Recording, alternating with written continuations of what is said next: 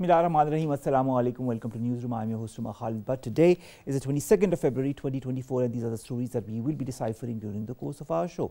We'll begin, ladies and gentlemen, with the sponsoring of TTP terrorists by the Afghan Taliban government that has been confirmed time and again by Pakistan. We have also given our concern, shown our concern many a times directly and indirectly with the Afghan authorities. But despite all these machinations, the Afghan government has done nothing as far as stopping the TTP terrorists from entering Pakistani waters, from entering Pakistani soils, and of course creating havoc through the different terrorist operations that they have been undergoing in Pakistan since the last few months. The fact is that Pakistan has given many a proof, many a times, not only to Afghanistan but also to different international organizations, but to no avail. Will something change this time? Will the international organizations and the important countries that matter finally rise up to the occasion and exert the necessary pressure on Afghanistan, or are other countries that are behind this, like India, will also continue to do whatever they have been doing to destabilize Pakistan? This is going to be discussed in our first segment. Our second story, ladies and gentlemen, concerns the day 139 of the conflict, the war between Israel and Palestine. Gaza has become a death zone, says the World Health Organization chief. Says inhumane health and humanitarian conditions are worsening in the region. The Red Crescent Society of Palestine warns of dire situation at hospitals such as the Al-Amal in Khan Yunis as the Israeli siege continues for the 30th day. Medical charity MSF is outraged by the Israeli attack on its shelter in Al-Mawasi that has killed 2 family members of the staff and has injured 6 others. 29,313 people, Palestinians as we speak, have been butchered, have been killed by the Israelis, and this number is increasing with every passing minute. More than 69,300 have been injured since the 7th of October last year. 139 days, ladies and gentlemen. And of course, the holy month of Ramadan is also nearing. We will be discussing this and more in our second story. Then we'll be discussing poliovirus, something that is of concern for Pakistan and Afghanistan, because these are the only 2 countries left in the world who have polio cases from all the countries in the world. Now, an environmental sample collected from Balochistan's lasbela has tested positive for the wild poliovirus type 1. The virus was found in a sewage sample collected from the area, and that has been confirmed. The Federal Health Minister Dr. Naveed says as long as this virus survives, children on both sides of the pakafghan border and the world over remain at risk. And finally, ladies and gentlemen, we'll be talking about the death or the passing away of ameensiyani, a pioneering radio presenter of the subcontinent who drew in generations of listeners in the subcontinent, in India and Pakistan and Bangladesh and other countries as well. With his melodic voice on a radio show that became a national phenomenon, he died in Mumbai on Tuesday, and he was 91 years of age. This is going to be our last story. Let's begin with our first, and that concerns Afghan Taliban, their sponsoring of the nefarious activities of the Tehreek-e-Taliban Pakistan in Pakistan, and of course Afghanistan's deliberate attempt at not playing a positive role as far as Pakistan is concerned and terrorism in Pakistan is concerned. We've been joined by 2 guests. Let me introduce them to you one by one. In the studios, we've been joined by Naveed Aman Khan. He's a senior analyst. Thank you very much, Naveed Sahab, to have joined us. And we've also been joined in the studios by Riccardo Valle. He's a director of research of the Khorasan diary. Riccardo, welcome back to our show. Let's begin with you, Naveed Aman. Afghan Taliban, we all know, have been sponsoring the terrorists from the TTP. This is a fact that has been laid before the Afghan interim government time and again through different delegations that have gone from the Pakistani side to different documents that have been sent to the Afghan side. Why has there been no concrete action taken to date? Khalid, in fact, it's not a matter of day or 2. Not a year or 2 years. Since the creation of Pakistan, Afghanistan has not acknowledged Pakistan from the core of its heart, and has been creating problems for Pakistan since then. It has been found that Afghanistan has developed a nexus, very strong nexus, evil nexus with India since then, and that nexus is still working. And Israel has also joined that nexus. So Afghan, India and Israel nexus is working against Pakistan in form of terrorism in KPK and Khorasan in particular. And they believe that, they claim that those parts of Pakistan, the most important provinces which are, along Afghanistan border, they are the part of Afghanistan, which is totally wrong, are Pakistani provinces, and since the independence of Pakistan, these provinces are the part of Pakistan. All right. So Afghanistan has nothing to do with the geography of this country. Now, they are creating problem for Pakistan because terrorism is their main product, and that they are exporting that terrorism not only to Pakistan but also in the entire region, and that is all because they have nothing to do with, without other than terrorism in the region. So Pakistan, the regional parts like China or Russia, even the Central Asian states have categorically pressurized Afghanistan many a times to control terrorism within Afghanistan and don't spell that terrorism in the neighboring countries. Like Pakistan is the most hit and targeted country in the region by Afghanistan. All right, Riccardo, are you still with us? Yes, I can hear you loud and clear. Okay. Thank you. Wonderful, wonderful. Now, Riccardo, Afghanistan and Pakistan could have been wonderful neighbors, helped each other, like we've seen many a times Pakistan helping Afghanistan, whether it be, sheltering Afghan citizens in Pakistan for more than 3 decades, withdrawal, and also its role post the withdrawal of US and NATO forces from Afghanistan.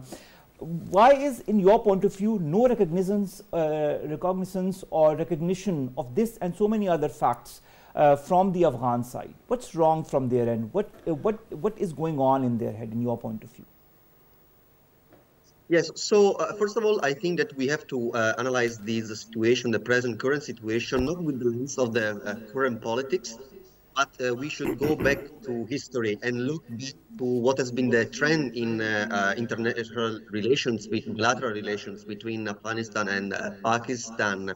So if we look at them from a historical perspective, we can go back to 40, if not more, years of relations, very difficult relations, whether it was the current Afghan interim government, whether it was the Republican government, or whether it was also the King's government, even before, if not talking about the communist parenthesis of Afghanistan. So we will see that issues between the two, the relations between the two countries have been unfortunately plagued by many issues, political issues between whether it was the government sitting in Kabul or in Kandahar. So this way we can understand from the Afghan perspective why there has been a constant mistrust between, I wouldn't say between the people of Afghanistan and Pakistan, because we know that they are interdependent. There is a lot. There is a huge volume of trade between the countries, a huge interdependence between the two people, but from a government level. So these are issues which radicated in the history of the two countries, and I think we can discuss more deeply during the rest of the segment. But there are many issues, whether they are not related to terrorism, but also to the border dispute and other political disagreements. Of course. Naveed, coming to you, in August of 2021, the Afghan Taliban government made their government, and since then they are in government. We call them an interim government because there had been many demands made by the West and other countries that they have not yet met with. When it comes to the terrorism and the influx of terrorism from the Afghan soil into Pakistani soil, many countries have showed their reservation to Afghanistan, but they have done nothing in that regard. They've always called terrorism or the influx of terrorism from Afghanistan an internal issue of Pakistan. In your point of view, why is that? In fact, Afghan Taliban do not understand the regional and international political dynamics. They don't understand the diplomatic dynamics of the region as well. they need to develop good and sound relationship with Pakistan, because they depend upon Pakistan. Their economy depends upon Pakistan, because Afghanistan is a landlocked country, and this reality they should understand. But you know, besides all this, they don't understand the dynamics, the myth of the politics of this region. It shows that it is a matter of incapacity. If this incapacity continues, they will suffer, their nation will suffer, and the region will suffer. And we, the Pakistanis who are suffering because of their influx of their terrorism, we are not ready to suffer any longer, because we have suffered a lot for the last two or more than 2 decades from Afghanistan. So we are very clear that we will never tolerate it any longer, and we will teach them lesson as they you know, deserve it. All right. Riccardo, the constant attacks on security forces in Pakistan, law enforcement personnel, innocent civilians, by the TTP terrorists that have come from Afghanistan has been proven time and again here from different sources. What, in your point of view, this whole maneuvering or machination by the TTP, isn't this a clear violation of the Doha agreement that had been signed between the Afghan Taliban government and the other parties? And in your point of view, do you feel that the world is giving more or less a free rein to the Afghan government to do whatever it wants as far as terrorism across its territory is concerned? So regarding the first part of your question, yes, this is a clear violation. It's under the eyes of everyone. This is a clear violation that is done not only against, you know, against Pakistan, but this is a regional problem, because we also have to look into other regional countries such as Iran, and also, you know, Central Asian countries like, first and foremost, Tajikistan itself. And also against the whole international community, because if you look at the United Nations recent report, we know that also Al-Qaeda is founding a safe haven in Afghanistan and reorganizing. So, and this is a clear threat to the international community. There is no doubt in this. But there is a second point to add to this, and here comes to your second part of your question, which concern the fact that the Afghan Taliban have been and the allied militants such as the TTP and other similar groups, the Afghan Taliban have been clever in finding the way that these attacks that have been committed on Pakistani soil have been also conducted from Pakistani soil. So we know that the leadership of many of these organizations are still inside Afghanistan. We know also that the militants, unfortunately, have found a way after August 2021 to come back, the majority, to Pakistan. So they are able to operate in some areas of Pakistan where it is difficult to find them, of course. So it's not, the fact is that it's not international community which is giving a free rein to Afghanistan to commit such acts, but the fact is that this is a regional problem, and it's not only a Pakistani problem. Hence, the regional countries as a whole, if not the international community itself, should try to address these issues with the Afghan Taliban, together with the Afghan Taliban. This is a very important point that I would like to stress, and maybe we can discuss this during the next question. We need to do things with the Afghan Taliban. We need to do that in coordination with the Afghan Taliban. We have asked time and again to the Afghan Taliban to work together in coordination to not only nip the evil in its bud, all those terror outfits that are operating from Afghanistan and entering Pakistan, but also prevent any such outfits from gaining more power. I'd like to give some examples. This is a long question, so kindly bear with me. The use of Afghan soil and Afghan-backed terrorists, as you very well know, has played a central role as far as the growing wave of terrorism is concerned. Terrorist Qari Amjad's ongoing terrorist activities in Pakistan, in Khyber Pakhtunkhwa, since the Afghan Taliban came into power. He has been named TTP's #2 and Al-Qaeda's top terrorist in the subcontinent by the US. TTP chief Hafiz Gul Bahadur, under the Taliban's shadow on Afghan soil. the government of Pakistan demands the extradition of Hafiz Gul Bahadur doesn't happen. Mufti Noor Wali Mahsood, TTP terrorist who is sheltered by the Afghan Taliban, involved in the assassination of former Prime Minister Benazir Bhutto in 2007, numerous terrorist attacks against innocent people, law enforcement agencies in Pakistan. Terrorists Azmat Lala, Maulvi Fakir, who participated in the Dastarbandi ceremony of a madrasa in Afghanistan, who also renowned terrorists, and several other Afghan leaders were also present at the event along with these terrorists. Why is Afghanistan not doing the necessary? My question is, what options does Pakistan have now? What should Pakistan do now that the Afghan side is non-responsive?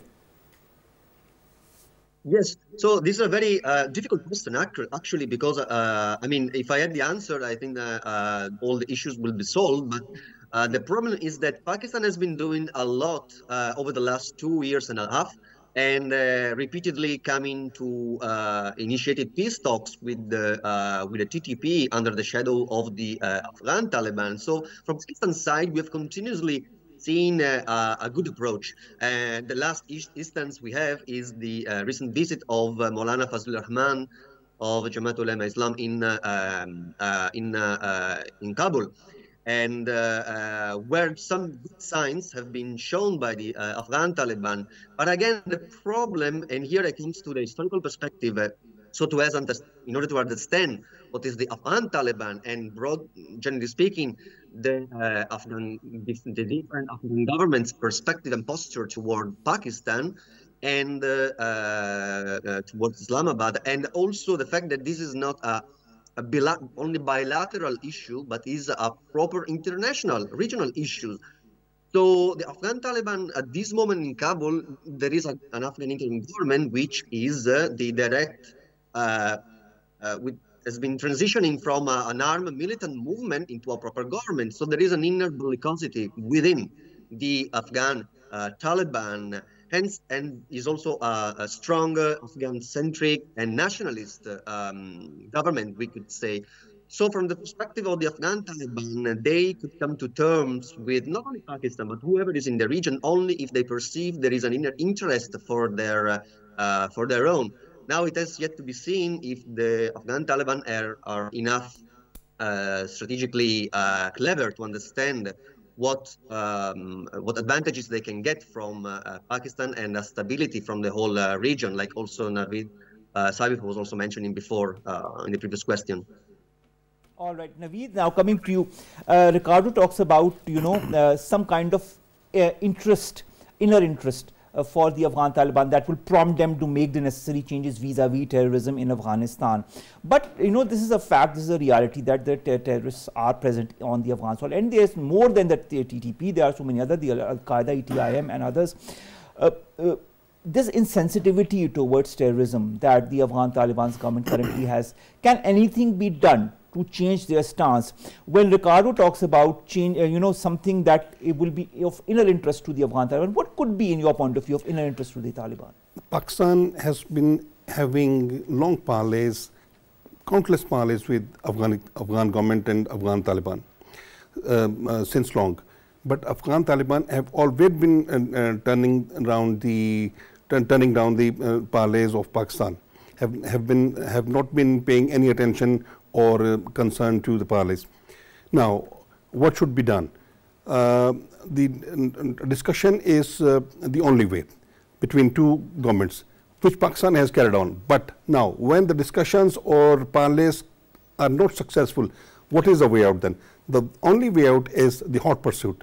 And Pakistan will not wait for any other unpleasant incident. And if it happens, Pakistan will go for the hot pursuit, either in those hideouts within Pakistan or those in Afghanistan. And that is, I think, unless Pakistan goes for it, Afghan Taliban will not learn any lesson from what they are doing. So I think better they learn lesson from the sensitivity or the seriousness of their doing. I mean, they always say that they are not behind TTP, but they are behind TTP. It is proven, and TTP is their proxy. Being that proxy, working operating in Pakistan against Pakistan armed forces and the innocent citizens of Pakistan, I think it is enough, and Pakistan will never tolerate it any longer. All right, Riccardo, you know, there was very recently meeting of the special envoys on Afghanistan that happened in Doha, in which mechanism was discussed on how to move forward as far as the current situation is in Afghanistan is concerned, because there's not only the terrorism element, but there's also the humanitarian element that is prevalent within Afghanistan. In your point of view, when you talk about, you know, efforts that could be of inner interest to Afghanistan, is humanitarian effort one of them? Is working together to improve the economic plight of the country one of those efforts? Do you feel increasing engagement with Afghanistan in those aspects will raise the interest for, you know, also curtailing terrorist outfits within Afghanistan? Secondly, speaking of this very mood, why is the Afghan Taliban government not accepting a special envoy, a special United Nations envoy on Afghanistan? What is the lacuna there? What is the issue there? Yes, so I totally agree with you, and for sure, like enhancing bilateral trade between the two countries and specifically trade mechanism between Afghanistan, Pakistan, and also favoring the flow of money into Afghanistan from the international community in form of aids, selected aid, which is a concern, of course, for international community, where the money for international aid are going to.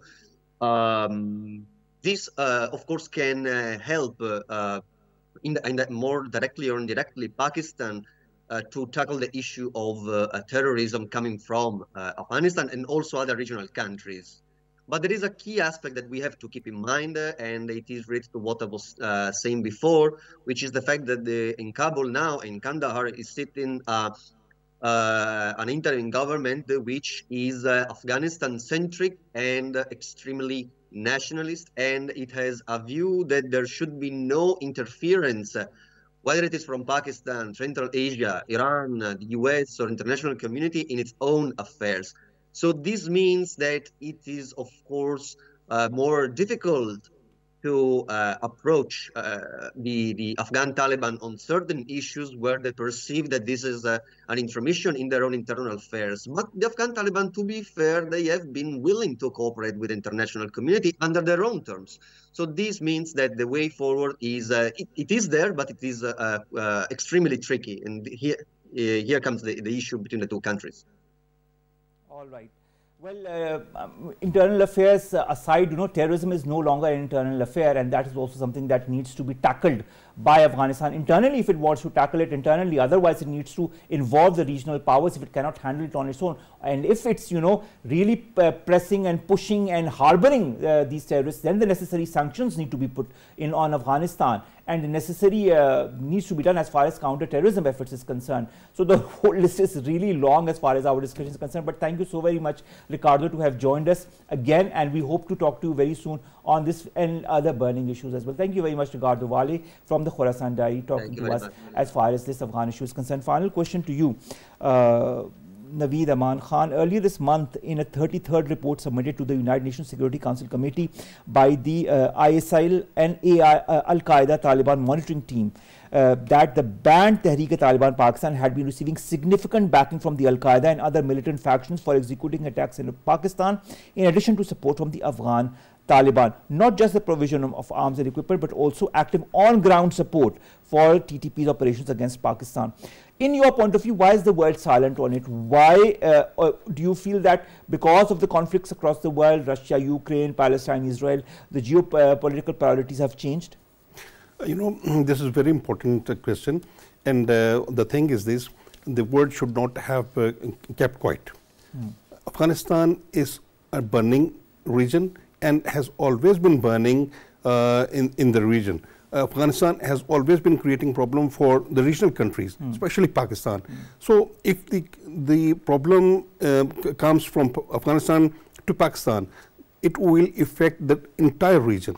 The Iran or even the Chinese border is, you know, very cool, calm, and they are very concerned with ETIM, ETP.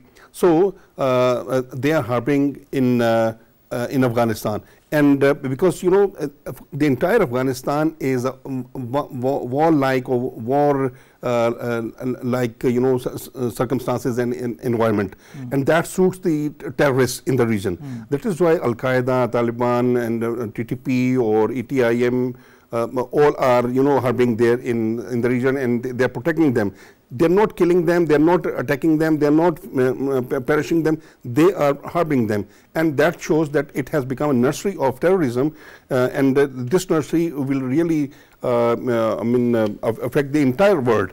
So the world will have to wake up and will have to focus on Afghanistan and put sanctions on Afghanistan and pressurize Afghanistan government, that is Taliban government, to finish their activities and focus on the development of their country and the nation, the development of the women, the development of the poor nation, and they need to have mercy on their nation. I mean, the world is asking many a times to have mercy on your nation, because the world is doing a lot for them, and Pakistan has always been doing a lot for them. Pakistan has done, I think, more than its fair share, and despite that, we are seeing the kind of reaction that we are seeing from the Afghan side. Thank you very much, Naveed, Aman Khan Sahab, to have joined us and to have talked to us about this Afghan interference into Pakistan's affairs, especially vis-a-vis terrorism and influx and increase in terrorist activities to destabilize Pakistan, whether it has the backing of India, whether it has the backing of other countries or not, but the fact is that Afghanistan is behind all of that. Thank you very much, sir, to have joined us. Let's come to our second story, and that concerns day 139 of the conflict between Israel and Palestine. A lot has been happening, whether it be Israel, starting its about to start its offensive on Rafah is concerned, for which many of the countries have shown their concern, whether the statement by the World Health Organization chief who says Gaza has become a death zone, whether the Palestine Red Crescent Society that warns of dire situation in the Al-Amal hospital in Khan Yunis as the Israeli siege there continues for the 30th day, or the medical charity MSF that is outraged by the Israeli attack on its shelter in Al-Mawasi that has killed 2 family members of the staff and injured 6, whether it be the residents of northern Gaza Strip who have only animal feed to eat for the past 3 weeks, says the Gaza head of Gaza's government's media office, whether it be the 29,313 Palestinians who have been butchered by the Israelis, or the 69,333 who have been injured in Israeli attacks on Gaza since the 7th of October last year, whether it be the ICJ hearings that are also underway in The Hague, as 52 countries have jointly presented evidence about legal consequences of Israel's occupation of the Palestinian territories, whether it be the Jordan's representative at the ICJ, Aman Safadi, who has talked about Israeli aggression on Gaza, which he says the ICJ has indicated warrants examination of plausible genocide, but it rages on. The aggression, the Jordanian representative says, has to end, and those responsible for it must face justice. No country must be allowed to be above the law, he has said. Israel is acting and has been allowed to act in complete disregard of international law. That cannot continue. The occupation is unlawful, inhumane, must end. Yet Israel has been systematically consolidating the occupation that is blatantly denying Palestinians' right to self-determination. We'll be joined in the studios by our guest, Dr. Saira Nawaz Abbasi, who is an international relations expert. Dr. Saiba, thank you very much to have joined us. Dr. Saiba, the US has vetoed 3 United Nations resolutions as far as Palestine is concerned. But Washington has now proposed its own draft resolution, which enshrines the word ceasefire. This is the word it was not willing to add in any of its resolutions or any of its statements, but now it is, openly adding ceasefire. Do you feel the US is changing somehow its stance on Israel? Do you feel it politics has to do with it because there are elections that are going to happen in the US, or is there some other factor also? Yes, you very rightfully pointed out so many other factors associated with this. We must not forget that before this proposed draft resolution taken up by the United States of America, there was another resolution by the Arab-backed Algeria's UN resolution. That was vetoed by the US. Vetoed by the United States and abstained by the United Kingdom. And despite a lot of favor in terms of the resolution, I think 13 states were in favor of the resolution out of 15. Only 2 were against it. So we have to see many dimensions associated with this stance of the United States of America. One is, you rightfully pointed out, that the election year is going on. So for that matter, United States has taken very cautious approach in its presentation of stance as well as its policies. Secondly, you have to see that if you see the historical and background of the US policies, United States has always been very cautious as well as in favor of the preemptive taking policies.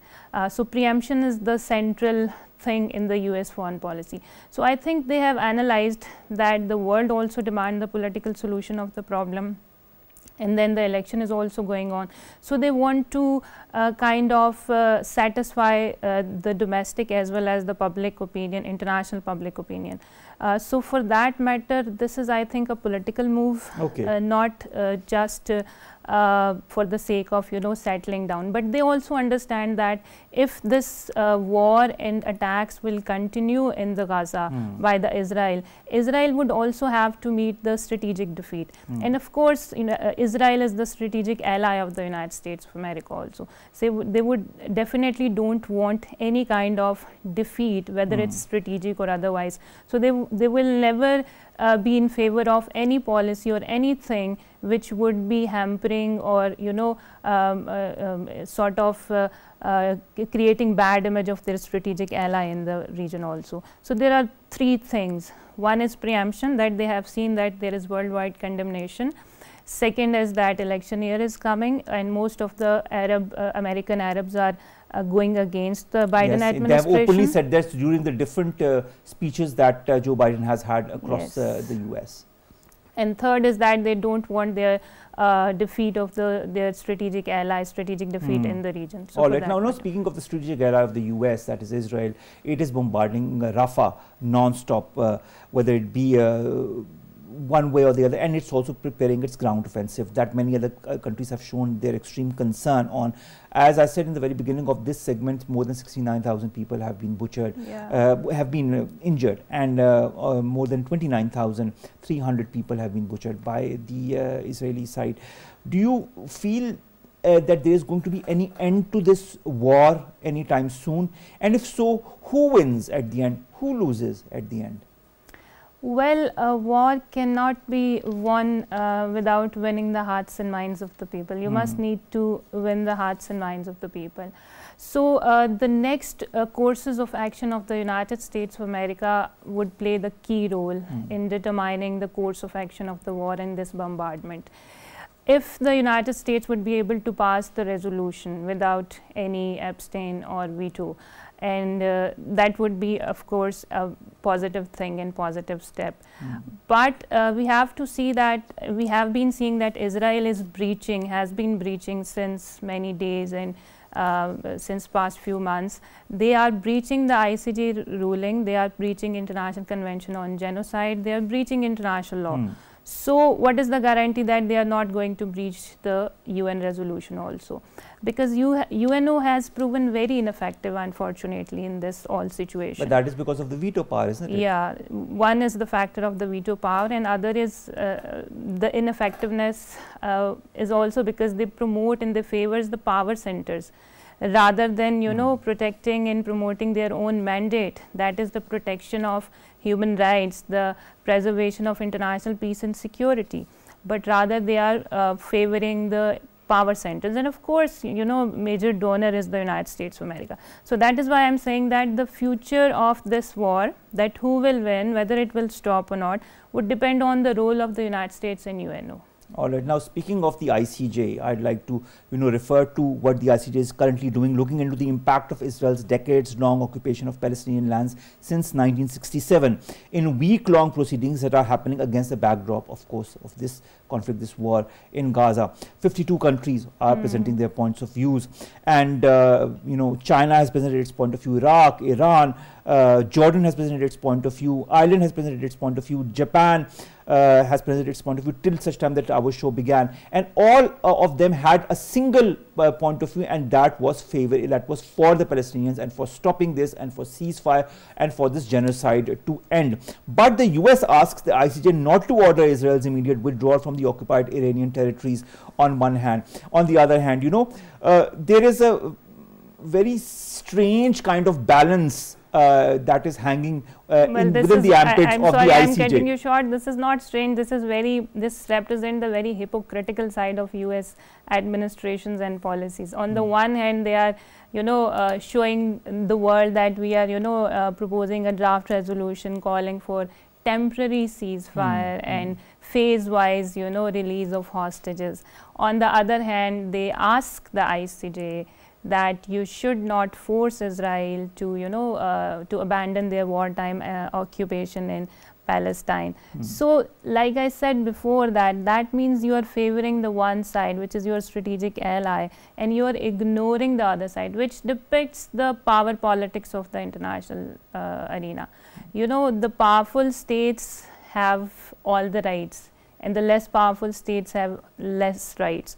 So that depicts the hypocrisy of the international and also an imbalance that lays bare the imbalance that exists between different nations vis-a-vis their power politics as well. Now, speaking of the ICJ, you remember the preliminary ruling that had been made by the ICJ on a case brought about by South Africa. The court had ordered Israel to prevent and punish incitement to genocide and provide needed humanitarian aid by the 26th of February. We are about to enter 26th of February, and nothing of that sort has happened. In fact, the aid is reducing with every passing day as we speak.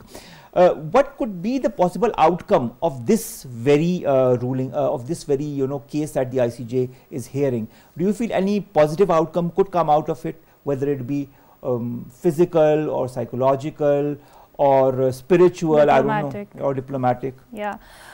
See, many countries have raised their voices, like you have just mentioned that China has raised its Iran, voice. Iraq, Jordan, and everybody is on the same page. Yeah, and even international organizations, even New York-based international organizations, they are even Ireland, Japan had the same perspective as that of Iran and even Iraq. Japan, which has been, the client states of America also.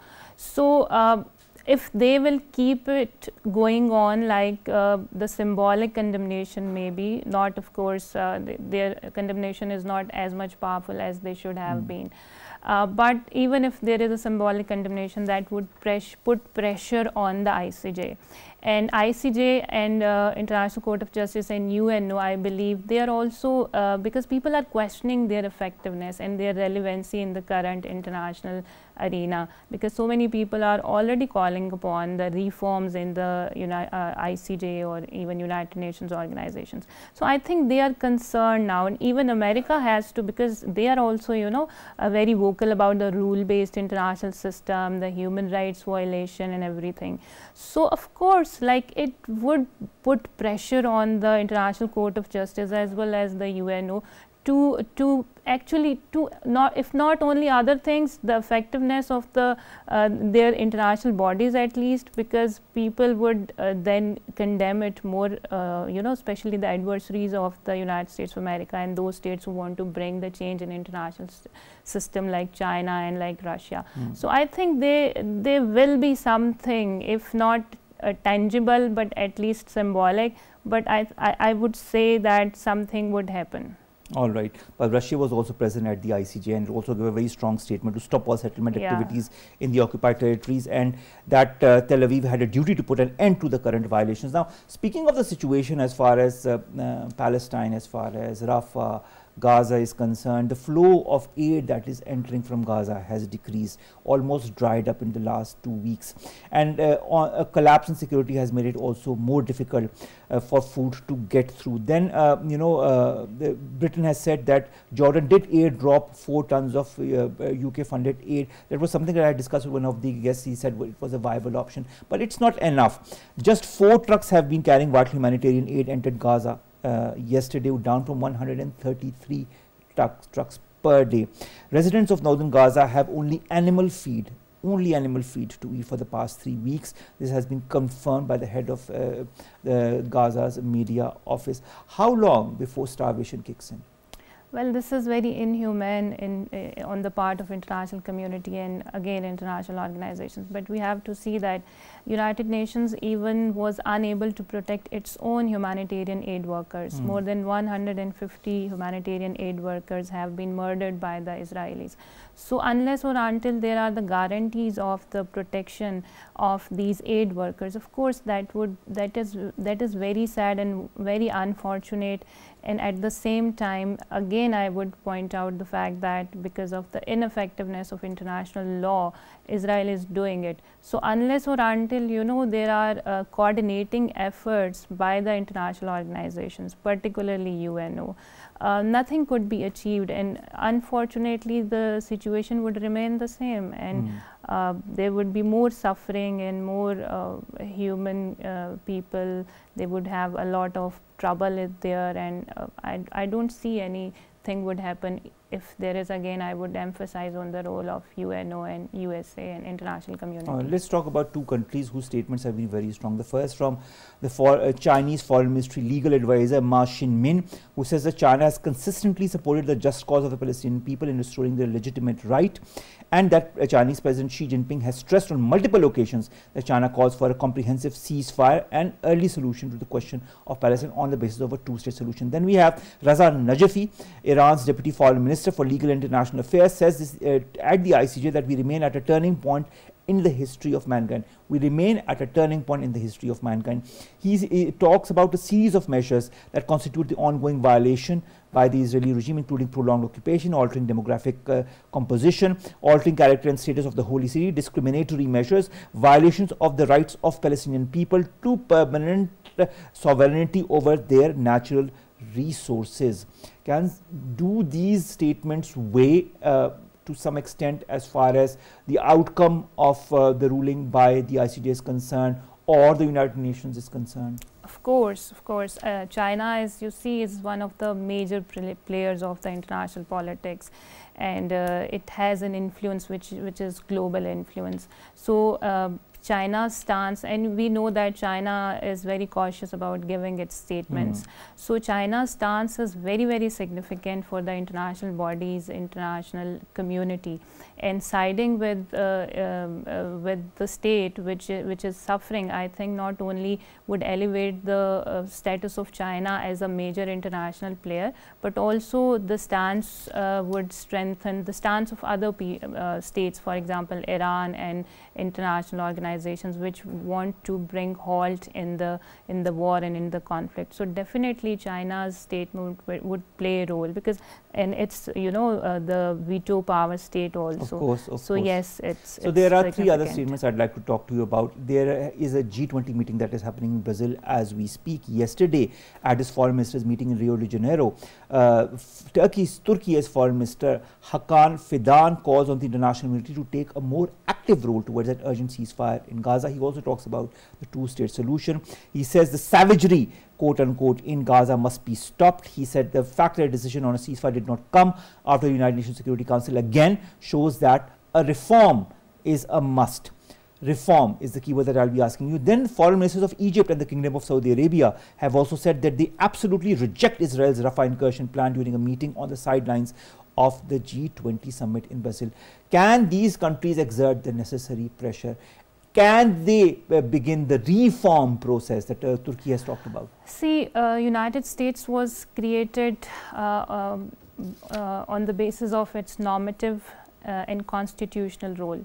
But unfortunately, like I mentioned before, that United Nations could not implement its role of protecting human rights, of preservation of international security, international development, and international cooperation and human rights violations. And if they would be favoring the power politics, of course, that would create fissures in the water that would have far implications, and many states who are already wanted to bring change in the international system, they would demand. So these are very significant states which you have pointed out at international arena, whether at regional level. All the states you have pointed out in their particular regions, they are considered as regional powers. And we know that international, talking about reforms, if you say that there would be an immediate reform, that is impossible, because the multipolarity is in a process of emergence, the rising powers in process of emergence. So that would take time, and when the international power structure would be changed, if not entirely but a little bit, then of course these states, and these are the regional power centers, because emerging polarity would have the regional representation, meaning that there will be the regional powers which will be exerting pressures. So yes, in the coming decades maybe these states would be able to exert pressure to bring reforms in the international arenas, particularly at UNO. But if you call it that would be an abrupt change, no, it will not be. It will be gradual. So slowly, gradually. But yes, this is positive thing that they are raising. But we can't have a slow, gradual, you know, end to the hostilities or the brutalities in Palestine. Can we? We need to have an abrupt end, and we need to have some form of ceasefire, and then a two-state solution or any kind of solution to this current imbroglio that has, you know, involved the Middle East as a whole. Thank you very much, Dr. Saira Nawaz Abbasi, international relations expert, who have come to the studio to have talked to us about this very, very important issue that is also boiling and continues to boil with each passing day. And we just hope that some kind of sanity prevails before it goes out of control or out of hand.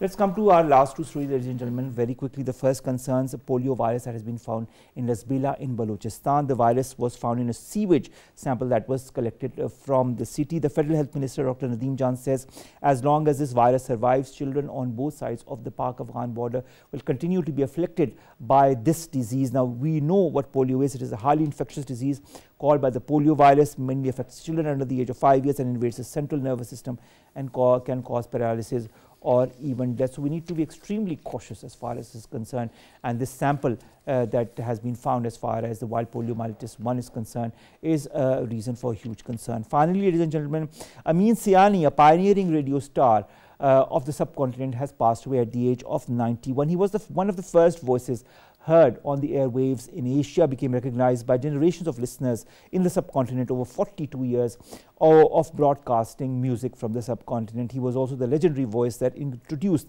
the subcontinent to the radiance and the lure of subcontinental film music on the short wave. He was born on the 21st of December 1932, and of course in 1952 he began the radio program that drove him to fame, Binaka Geetmala, which showcased music from the subcontinent.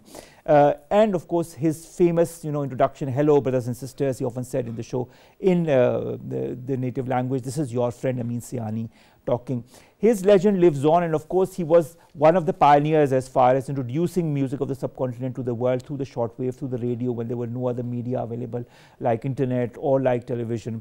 And his fame and his popularity and his legend continues to live on.